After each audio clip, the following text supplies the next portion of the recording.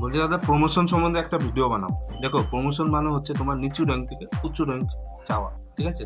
তুমি চাকরি করতে করতে, সার্ভিস করতে করতে তোমার যে প্রমোশন হয়, যদি তুমি সিটিজিডিতে ভর্তি হও, তাহলে সিটিজিডিতে ভর্তি হলে তোমার মোটামুটি 10 বছর 18 বছর সার্ভিস করার পর, ঠিক আছে, 18 বছর সার্ভিস করার পর একটা র্যাঙ্ক পেয়ে যাবে সিটিজিডি থেকে হাবিলদার জিডি। তো ওটাকে বলে প্রমোশন। ঠিক আছে? আর তুমি যদি মনে করো তুমি পরীক্ষা দিয়ে প্রমোশন পেতে যাও, মানে এক র্যাঙ্ক থেকে আরেক র্যাঙ্কে যেতে যাও, সেটাও হবে। ঠিক আছে? তোমার একটা পরীক্ষা বসতে হবে। পরীক্ষা যদি তুমি পাস করতে পারো, তাহলে তুমি সিটিজিডি থেকে হাবিলদার জিডিতে যেতে পারবে।